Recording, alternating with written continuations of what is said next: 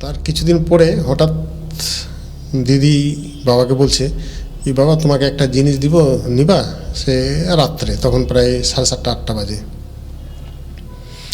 তখন বলে, তুই কী দিবি? তো বলে, না আছে একটা জিনিস, তুমি কিন্তু দিলে তোমার হাতে দিব, তুমি আলোতে গিয়ে দেখবা না, হ্যাঁ দেখবা না, তুমি ওটা সকালে দেখো। তো মৌলবী 1-1.5 ঘন্টা টাইম নিল, নেওয়ার পরে বলল কি, যে জিনিসটা দিয়েছিল সেই জিনিসটা একটা সওদা করছে, ওইটা যদি তুমি না দেখতা, রেখে নিতা, তাহলে তোমার যে কোনো একটা বাচ্চাকে নিয়ে চলে যেত। সেটা কি? তখন বললো জিন। তো হঠাৎ করে আমি এমনি শুয়ে শুয়ে কিছু একটা চিন্তা করতেছিলাম, দেখতেছি একটা বিশাল বড় একটা লাইট আসলো মসজিদের মধ্যে। আসার পরে আমি আস্তে করে শুয়ে শুয়ে দেখতেছি, গরমকাল ছিল। তার পেছনে পেছনে দেখলাম বিশাল টল ফিগার, প্রায় 7 ফিটের মতো হাইট হবে, পায়জামা পাঞ্জাবি পরে সব একটা একটা করে ঢুকতেছে, পুরা শাড়ি ধরে। ঢোকার পরে দেখলাম মুসলিমের মধ্যে যেটা উজু করে জল দিয়ে, সেটা করলো। করার পরে যে ওনারা ঢুকতেছে, লাইটটা মসজিদের চারদিকে ঘুরতেছে, ঘোরার পরে ঠিক মিডিলে গিয়ে স্টপ হয়ে যায়।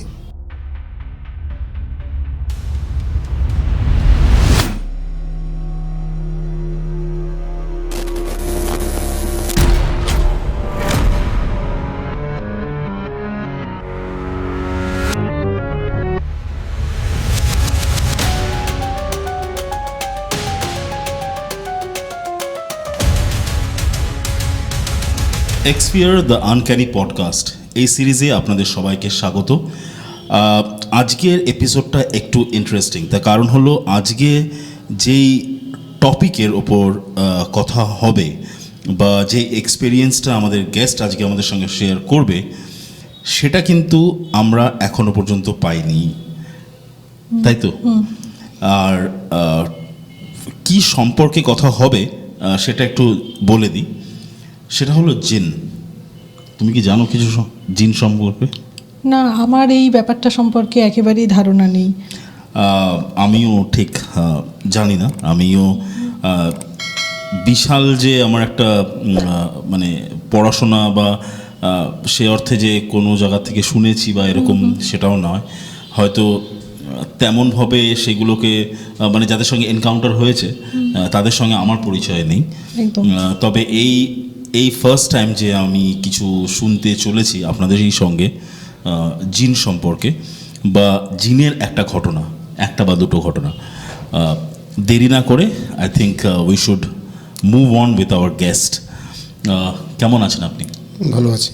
Welcome to our studio. আপনার নামটা একটু জানতাম। আমার নাম হচ্ছে রহমান আনসারি। আমার জন্মস্থান হচ্ছে মালদা।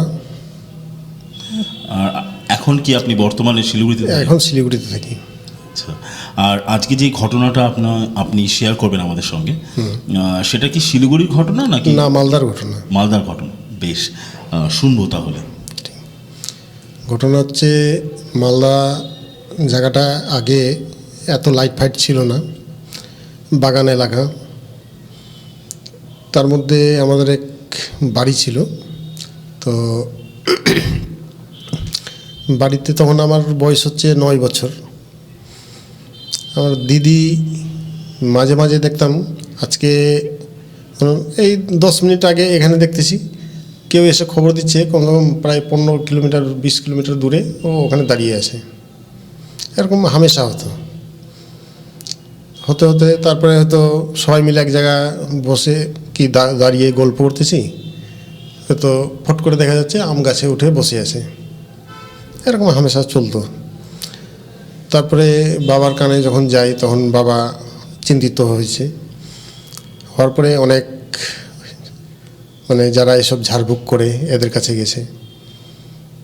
তো ওরা এসে দেখে বলতেছে, না আমাদের দ্বারা এটা হবে না। মানে মৌলবীদের না, প্রথম যারা কি ঝাড়ফুঁক করে মানে কি ওঝা টোঝা, এরা বলছে আমাদের দ্বারা এটা হবে না। তারপরে একটা মসজিদের পাশে এক মৌলবী আছে, ভালো বড়, তার কাছে গেছি। সে শোনার পরে অনেক চিন্তা ভাবনা করার পরে এসছেন উনি বাড়িতে। আসার পরে আমার দিদিকে দেখলো, দেখার পরে কথাবার্তা বলার পরে বলল কি আমি এটা কি হয়েছে আমি কালকে বলবো। তারপরে বাড়ি চলে গেছে।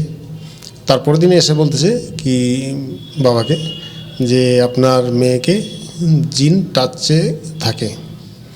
হ্যাঁ, অনেক সময় আসে, যখনই দেখবেন নাই তখনই মনে করেন জিনের সাথে চলে গেছে। জিনের সাথে চলে গেছে। আবার চলে আসে। এই চলতে লাস্টে দেখতেছি না দিন দিন বেশি হচ্ছে। তারপরে একদিন খাওয়া দাওয়া করার পরে একসাথে আমরা শুইতাম ভাই বোন সব। আপনার দিদির তখন বয়স কেমন? তখন দিদির বয়স হবে আপনার 14 না 15 এরকম হবে। 14-15 বছর। শুয়ে আছি, হঠাৎ প্রায় 12 সাড়ে 12টার দিকে দিদি আমাকে উঠতে বলছে। উঠলাম, উঠে যেই বাইরে গেছি, দরজার বাইরে গেছি, দেখতেছি বেশ অনেক কজন, প্রায় উঁচা লম্বা, হ্যাঁ, এক হাতে লাঠি, এক হাতে একটা ঘটির মতো ঝুলানো, বড় বড় দাঁড়িয়ে আছে। ওনারা লাইন ধরে দাঁড়ানো। তখন কি ভাষায় কথা বললো সে বুঝলাম না আমি, তখন তো বয়স হতো না, এমনি ভয়ও পাচ্ছি। তখন দিদি বলল আমাকে চল আমার সাথে। তা আমাদের বাড়িটা হচ্ছে অনেক বড় জায়গা নিয়ে, ঠিক পেছন দিক দিয়ে যখন যাচ্ছি হঠাৎ দেখতেছি আন্ডারগ্রাউন্ডের দিকে চলে যাচ্ছি। হ্যাঁ, অনুভব করতেছি যে আমি নিচে চলে যাচ্ছি। আচ্ছা, আমার আগে আগে ওনারা যাচ্ছে। ও মানে ওই যে ভদ্রলোক যারা এসেছিলেন তাদের সাথেই আপনারা যাচ্ছেন? হ্যাঁ, ওনারা আগে আগে যাচ্ছে, লাইট আছে, লাইট ওনারা যখনই হাঁটতেছে মনে হচ্ছে রাস্তাটা আলো হয়ে যাচ্ছে। আচ্ছা। যখন অনেক নিচে যাচ্ছি তারপরে দেখতেছি বেশ খানিক ভালো চওড়া রাস্তা, দুই সাইডে যেরকম কাঁচা ডলার টাকাগুলো আছে, কয়েন্সগুলো ওই ঠিক দুই সাইডে পুরো সাজানো, পুরো ভুর ভুর ভুর করে জায়গায় জায়গায় রাখা আছে। ওর মাঝখান দিয়ে যাচ্ছি। আমি আবার দিদিকে বলছি এগুলো কি, তো বলি কিছু বলিস না, চল। বেশ অনেকটা দূরে যাওয়ার পরে দেখতেছি ওখানে রান্না বান্না হচ্ছে। তারপরে জিলেবি, মিষ্টি, হ্যাঁ, তখন আমাকে আবার গরম গরম রসগোল্লা দিল, খেয়েছি। পুরা ছোট, তখন হাত পা পুরা আঠা ভর্তি হয়ে গেছে। খাওয়া দাওয়া করার পরে দিদির সাথে কি কথা হচ্ছে আমি তো বুঝি না। তখন আবার ব্যাক করে আসলাম, আসার পরে শুয়ে পড়ছি। সকালবেলা যখন উঠি তখন মা দেখে বলতেছে তোর সারা জামা কাপড় এত আঠা কেন? তখন মাকে বললাম এই ব্যাপার। তো শুনে তো পুরা ভয় পেয়ে গেছে। আবার মৌলবীর কাছে গেছে। তারপরে মৌলবী বললো কি তোমাদের বাড়িতে মিলাদ করতে লাগবে, যেরকম প্রার্থনা সভা হয়, হ্যাঁ, সেটা করতে হবে। তো করার জন্য অনেক বড় বড় মৌলবীকে নিয়ে আসছে। নিয়ে আসার পরে ওনারা বলল কি যদি এই বাড়িতে থাকো তাহলে সম্ভব না কেউ বাঁচাবে। আচ্ছা। তো বাবা একটু মানে ছিল, শক্ত টাইপের লোক ছিল, বলে যা হবে দেখা যাবে। হ্যাঁ, তার কিছুদিন পরে হঠাৎ দিদি বাবাকে বলছে কি বাবা তোমাকে একটা জিনিস দিব, নিবা? সে রাত্রে, তখন প্রায় 7:30 8টা বাজে। তখন বলে তুই কী দিবি? তো বলে না আছে একটা জিনিস, তুমি কিন্তু দিলে তোমার হাতে দিব, তুমি আলোতে গিয়ে দেখবা না, হ্যাঁ, দেখবা না, তুমি ওটা সকালে দেখো। তখন বাবাই আর কি করে বলতেছে ঠিক আছে দে তুই। দিয়েছে। দেওয়ারতে যখনই হাতে মুঠটা করছে তখন হাতটা পুরা আলো হয়ে যাচ্ছে। হ্যাঁ, আলো হয়ে যাচ্ছে, কিছু একটা ধরে আছে। ধরার পরে এইবার দিদি তো চলে গেছে ওর রুমে।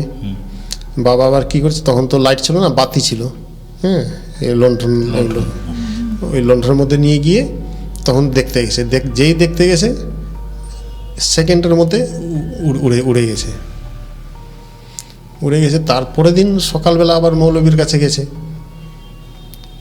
তো মৌলবী 1-1.5 ঘন্টা টাইম নিল, নেওয়ার পরে বলল কি যে জিনিসটা দিয়েছিল সেই জিনিসটা একটা সওদা করছে, ওইটা যদি তুমি না দেখতা, রেখে নিতা, তাহলে তোমার যে কোনো একটা বাচ্চাকে নিয়ে চলে যেত। সেটা কি? তখন বললো জিন। মানে জিন সদা করেছে? হ্যাঁ, ওই জিনিসটা দিল ওর। আপনার দিদির মারফত জিনিসটা পাঠিয়েছে? হ্যাঁ, অলরেডি দিদির সাথেই থাকতো। এমনি আপনার দিদির মানে বাড়িতে স্বাভাবিক আচরণ থাকতো? তা স্বাভাবিক থাকতো, কিন্তু রেগে যেত ফট করে। হ্যাঁ, রেগে যেত, হয়তো যে জিনিসটা আমরা করতে পারবো না ও সেকেন্ডের মধ্যে করে দেখাই দিত, ও সেটা হতো। পাওয়ার আর কি। তো এটা হওয়াতে তখন আবার অনেক কয়টা মৌলবীকে ডেকে মিলাদ টিলাদ করলো, করার পরে তখন পরিষ্কার বলে দিল কি এই বাড়িতে যদি আপনারা থাকেন কেউ পারবে না ওনাদেরকে এখান থেকে সরানো, আপনাদের বাড়িতে ওনাদের স্থান আছে। তখন মজবুর হয়ে সে বাবাটা একদম কম রেটে বিক্রি করে দিল। সে রাতারাতি আমরা বাড়ি ছেড়ে দিয়ে অন্য জায়গায় চলে গেছি। তারপর থেকে মোটামুটি ঠিক, কিন্তু দিদির এখনও একটু জেদ আছে, মানে সবাই পাগল পাগল করে ডাকতো, হ্যাঁ, ওইটা হওয়ার পর থেকে। কিন্তু মানে ওই বাড়ি থেকে চলে আসার পর তারপর আবার কোনো মৌলবী? হ্যাঁ, মৌলবীকে দিয়ে অনেক রকমের ঝাড়ফুঁক করলো। কিছুদিন ভালোই অত্যাচার হয়েছিল, হ্যাঁ, অসুস্থ হয়ে যেত, মানে সবসময় দিদি চাইতো যে ওই বাড়িতে যাই, এটা করতো। আর ওই শক্তিটা কি ওনার চলে গেছিল না? ওটা না, কিছুদিন ছিল, অন্য জায়গায় যাওয়ার পরেও কিছুদিন ছিল, কিন্তু আস্তে আস্তে দেখলাম মানে হয়ে যাচ্ছে, একটা তাবিজ টাবিজ কী করে দিল, করার পরে সে শক্তিটা আর থাকলো না। আরেকটা ঘটনা হয়েছে, আমি তখন শিলিগুড়িতেই ছিলাম, তো আমি একটু হাতের কাজটা ভালো করতাম, তো একটা খবর এসেছিল মালদা থেকে।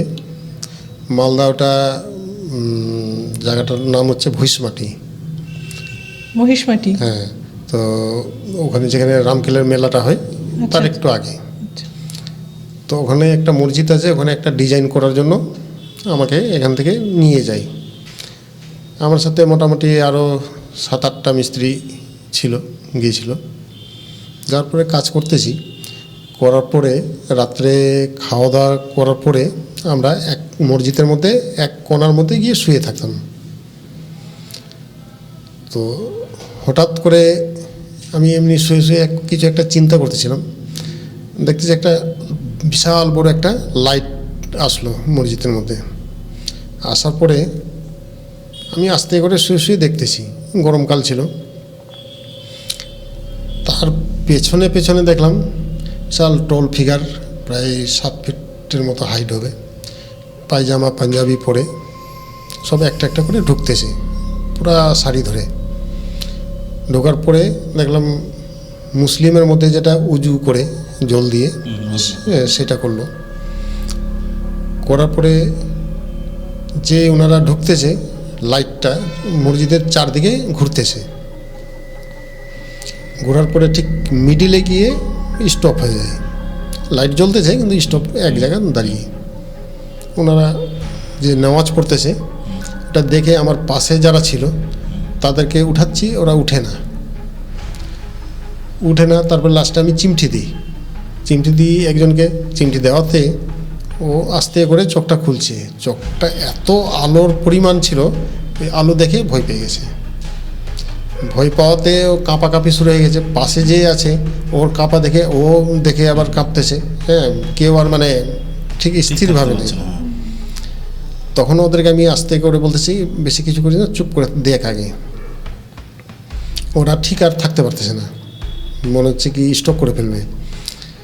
তারপর দেখলাম কি না, ওরা কারো কিছু ক্ষতি করে নাই, যে যার মতো নেওয়াজটা পড়ার পরে আবার সেই লাইটটা আস্তে করে বের হয়ে চলে যায়, এবং তার সঙ্গে সঙ্গে সেই লোকগুলো তার পিছনে লোকগুলো চলে যাচ্ছে। চলে যাওয়ার পরে কিছুক্ষণ পরে আমরা সব উঠে বসে পড়ছি। বসার পরে আমরা আলোচনা করছি যে এটা কি, কেন এরকম হলো। আর ওর মধ্যে কেউ বলছে, ভাই আমি আর এখানে থাকবো না, আমি চলে যাবো বাড়ি সকালে। স্বাভাবিক। হ্যাঁ, তারপরে সব বের হয়ে গেলাম। বের হয়ে যাওয়ার পরে আর মসজিদে থাকলাম না, ছাদের উপরে উঠে গেছি। ছাদের উপরে গিয়ে ওখানে শুয়েছিলাম। তো শুয়ে থাকলেও কারো আর ঘুম হয় নাই। সকালবেলা ওখানকার যে সেক্রেটারি ছিল ওনাকে বলা হলো, তো উনি বলল, তোমরা যে এটা দেখছো ঠিক, এটা এখানে তো আসে, কিন্তু তোমাদের কি কেউ বলে নাই ভিতরে শুইতে না করে নাই? না, কেউ তো না করে নাই। তখন বলছে, তোমরা মা বাচ্চা বেঁচে গেছো, তোমরা আর ভিতরে শুবা না। তখন থেকে আমরা ওই ছাদে গিয়ে থাকতাম। আর রাত্রে বেশ অনেকে যে স্বাধীনভাবে ঘুমাবে, সে আর ঘুমটা হতো না, ভিতরে একটা আতঙ্ক থেকে যেত। স্বাভাবিক। কিছুদিন পরে এই সপ্তাহখানেক থাকলাম, থাকার পরে যে যার মতো চলে আসলাম, কি না এইসব আর রিস্ক নিব না। ওপর থেকে আর কোনো দিন আলো বা আলোর পেছনে লোক দেখেননি? না, তারপরে তো ঘুমাতামই না, এত ভয় ভিতরে। আর ওই যে আলোটা এসেছিল সেদিনকার, আর সঙ্গে ওই লোকগুলো, মানে ওটাও কি জিন? এটা জিন। ওনারাই বললো কি এখানে জিন আসে। জিন মানে নামাজ পড়ে, পায়জামা পাঞ্জাবি পরা, মানে একদম মানুষের মতোই, কিন্তু এত পরিমাণে ওনাদের শরীরে যে গ্লেজ আছে, মানে বলে বোঝানো যাবে না। মানে আপনার দিদির ক্ষেত্রেও আপনি যে ঘটনাটা বললেন, একদম same, সেখানেও তো same। কিছু লোক এসেছিল? হ্যাঁ হ্যাঁ, সেম একই। দুটো ঘটনা আমরা শুনলাম জিন নিয়ে।